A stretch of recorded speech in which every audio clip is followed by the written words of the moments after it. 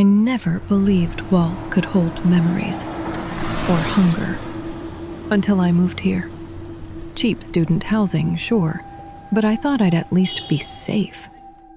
God, I was so fucking wrong. My roommate, she was always awake at night. Every time I stepped out for water at like 3 a.m., her door would be open, just a little light spilling out, and she'd be sitting on the floor facing the wall as still as a Dan statue. I tried to brush it off. I really did.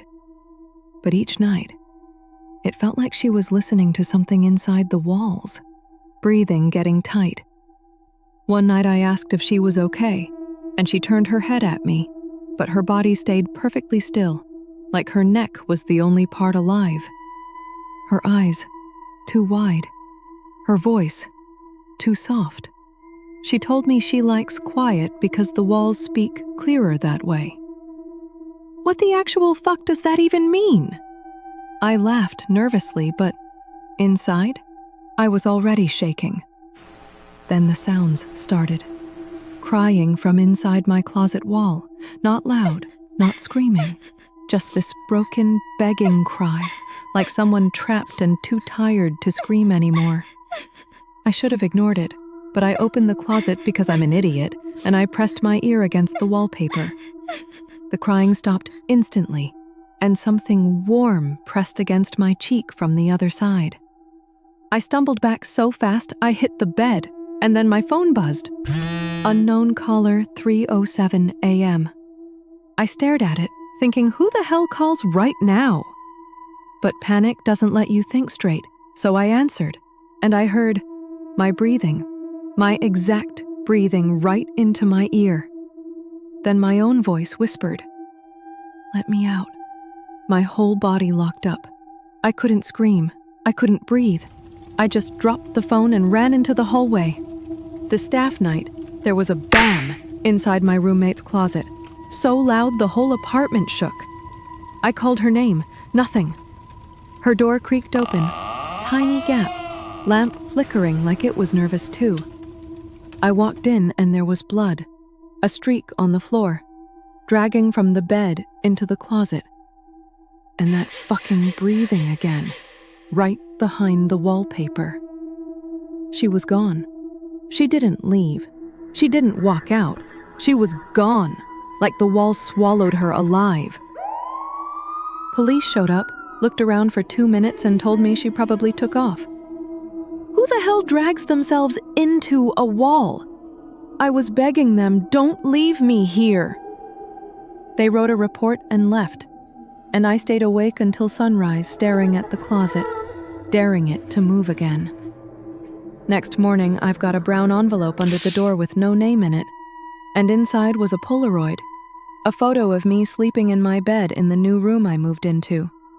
And behind me, the wallpaper bulging outward like a hand pressing through, reaching for me. On the back, someone wrote, "Walls remember the ones they keep."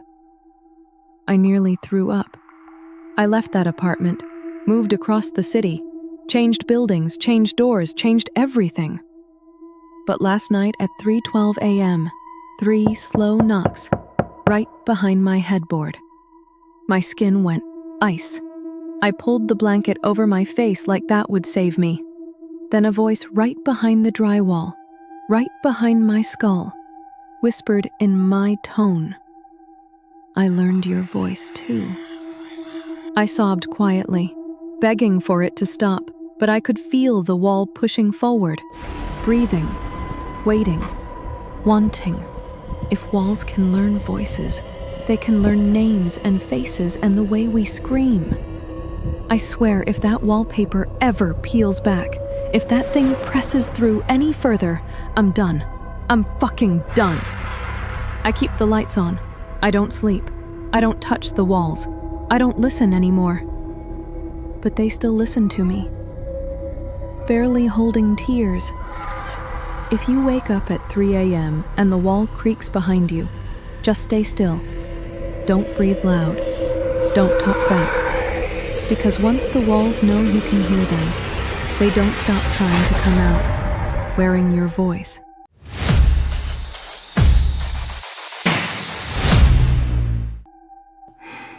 I'm Marco. I work nights as a courier. Hospitals love night deliveries because families aren't watching. One Tuesday, I learned hospitals aren't the scariest part. It's what they build behind them. Pick up, drop off, easy. This job told me to deliver records to a place called Northfield Annex, Unit 6. Never heard of it, but the map insisted. Back lot, service roads. Then the hospital lights disappear, and I'm surrounded by dark concrete buildings with no windows lit. Like everything back there is forgotten on purpose.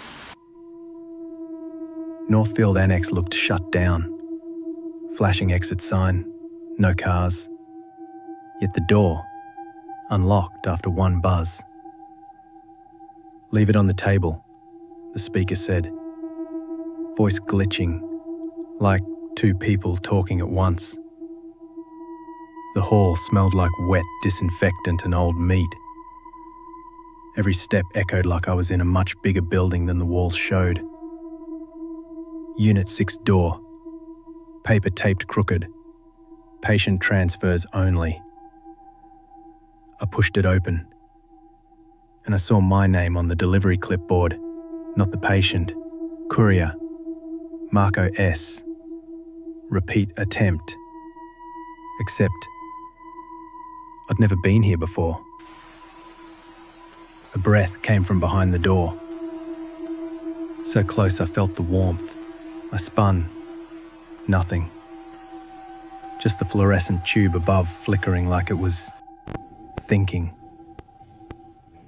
I dropped the envelope and walked backward, slow. Eyes locked on the hallway. The app pinged. Delivery failed. Receiver not confirmed. Then, please proceed to reception for signature. Reception wasn't on the map. But I looked up, and suddenly the hallway had a new door. White, unmarked, wasn't there before. The door opened itself, and through the shadow, someone stepped out. Not toward me, toward the Unit 6 door I'd just left. Like they didn't notice me at all, just gliding past. Their head wasn't turned right. Chin angled straight up, neck stretched, like they were smelling the ceiling.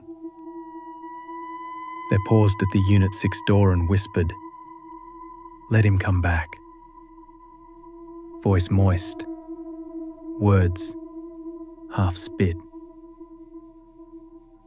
That's when my phone vibrated. Notification. You have arrived at your destination, Marco, not the app, the phone itself. The man, or whatever, turned, neck cracking like a rope tightening. Face still pointed up, but the eyes rolled down at me. Every instinct said, don't run. He likes chase. I stepped back. He mirrored it. Same timing, same distance. Like a cat toying with prey. I whispered, "Please, I just deliver things." He whispered back, my exact words, but his lips never moved. My phone vibrated again. Unknown number calling. I answered. My voice came through. Turn around. I didn't want to, but I did. The envelope sat on the floor behind me, but it wasn't sealed anymore. Inside, I saw a metal hospital bracelet. Printed. Name, Marco S. Admission, 2221. Status, expired.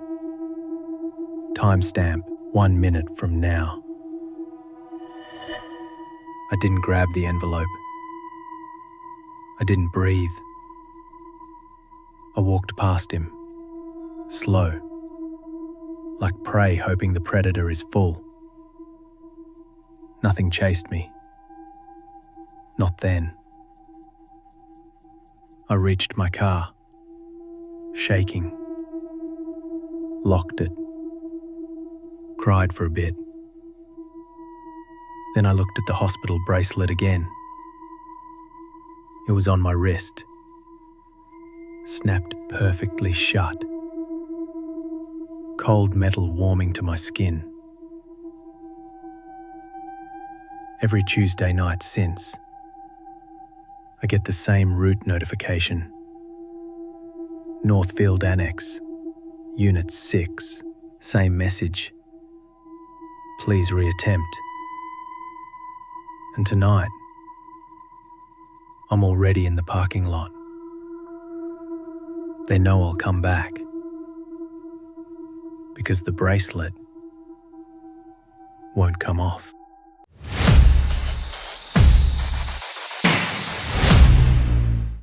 Hey, it's Ria. Camping is supposed to be relaxing, right? Fresh air, stars, all that spiritual find yourself bullshit. But I think something found me instead. It was one of those cheap lakeside campsites. Hardly anyone there. Perfect. Cooked noodles, watched the sky bleed orange, felt like a movie. Then it got quiet.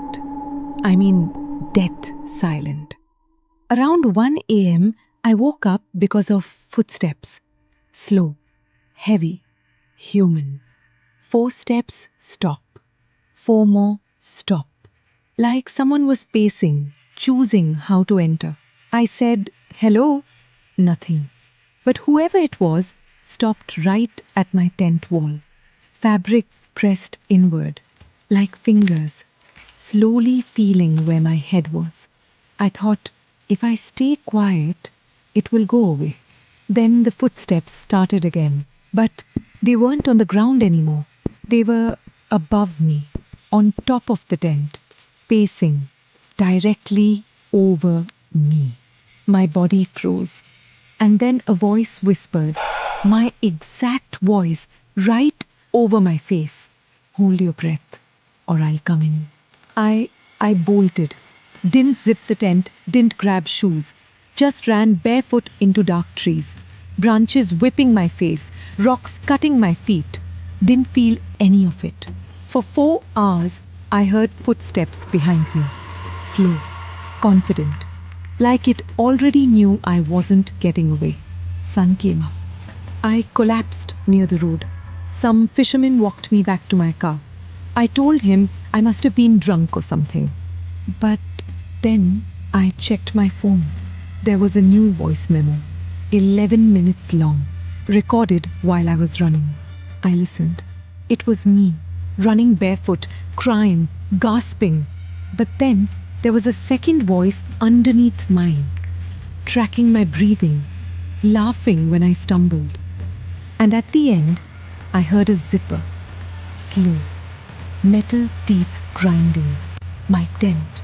Then my own voice, calm, I'm inside. I didn't go back for my things. But last week, a package arrived at my apartment. No return label, just my name. Inside was my camping mug, wrapped perfectly in my tent fabric, and written on the bottom, carved deep enough to bend the metal, I told you not to breathe.